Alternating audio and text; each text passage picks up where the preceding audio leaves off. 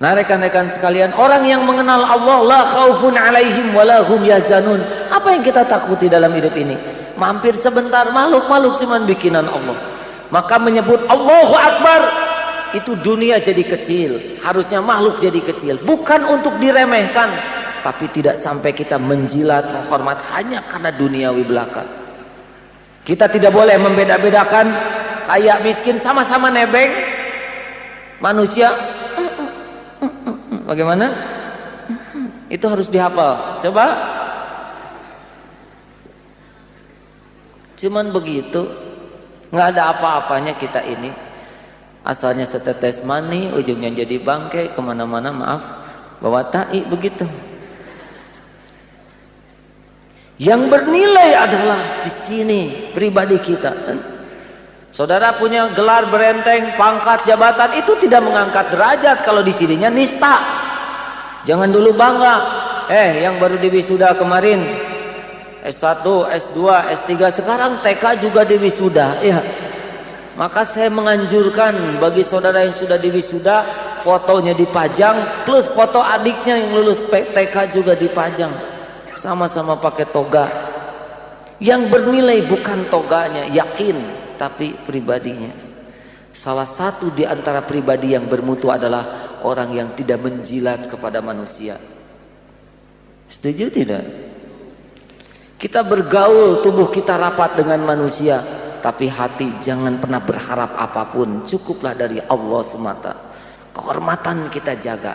Mungkin kita tidak punya rumah berharga, tidak punya harta berharga, tapi sampai mati kita jaga harga diri kita, karena itu yang paling berharga. Apa artinya kita punya segalanya yang berharga duniawi, tapi dirinya sendiri tidak berharga? Pelacur naik Mercy tetap saja pelacur, naudzubillahi min dzalik. Nah saudara-saudaraku sekalian, bukan berarti Mercy jelek ya, tapi kalau kita punya Mercedes-Benz, pastikan kita lebih berharga daripada mobilnya. Jangan sampai mobil kalau bisa ngomong berkata begini, apa-apaan lu mejeng, gue yang keren lu yang mejeng. Kan malu kita sebagai manusia diobrolin oleh kalangan mobil begitu. Saudara-saudaraku, kalau kita mengenal Allah Maha Besar, maka tidak ada tempat bagi kita untuk merasa besar, ya. Salah satu konsekuensinya adalah seperti pipa U. Ingat rumusnya ya, makin ngangkat diri, makin jatuh nilai kita. Makin rendah tekan ke bawah, ini makin naik. Artinya makin kita rendah hati, yang terjadi adalah Allah menaikkan derajat kita. Makin tinggi hati, yang terjadi adalah makin rendah derajat kita. Sudah standar software di dalam hati kita, kita nggak pernah suka kepada kesombongan dalam bentuk apapun. Dan sudah menjadi standar di hati kita, kita selalu terpesona kepada orang-orang yang rendah hati. Betul? Pertanyaannya, kita termasuk yang mana? Jangan kita mengatakan, sombong sekali orang itu. Gue sebel lihat orang yang sombong kayak gitu, padahal itu kecil. Dia sebel lihat yang sombong, padahal dia sangat sombong. Nah saudara-saudaraku yang baik dimanapun berada, dan para pendengar yang budiman, marilah kita bersikap lebih proporsional. Kalau begitu bagaimana kita harus meremehkan orang lain? Jangan.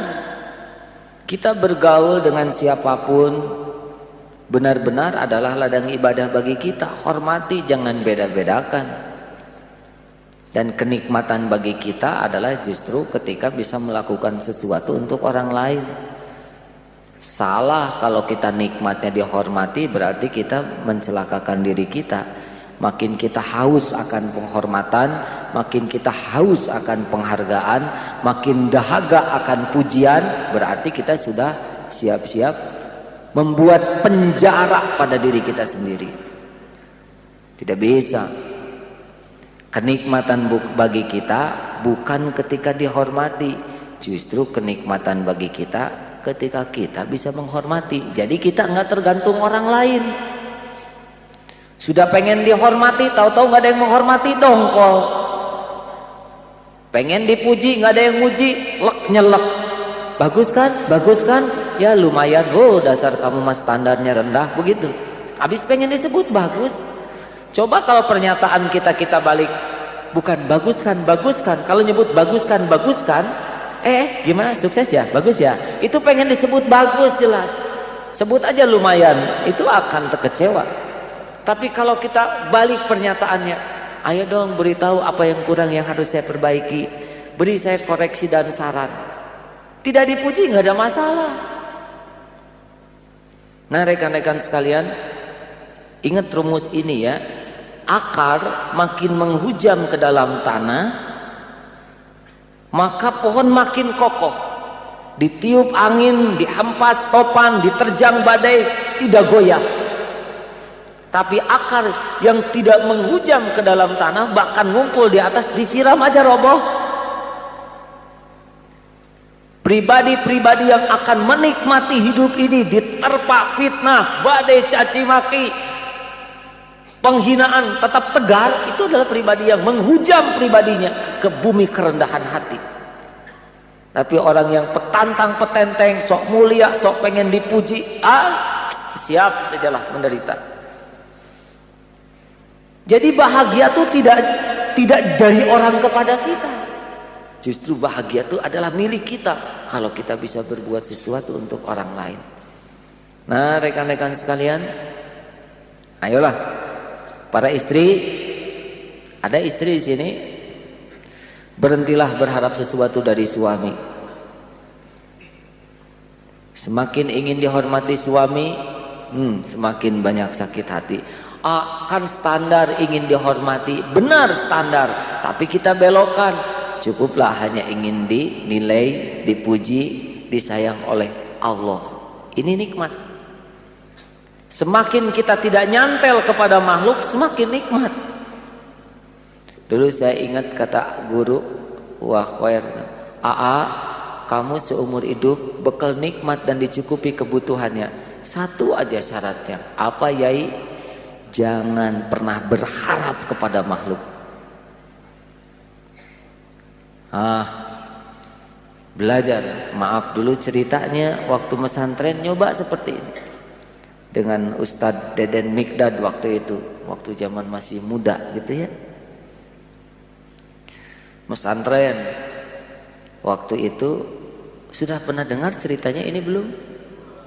Kalau ada yang sudah, sebetulnya meringankan bagi saya ya. Yang belum tinggal bertanya kepada yang sudah. Waktu itu kami naik bis sama-sama ke Tasik.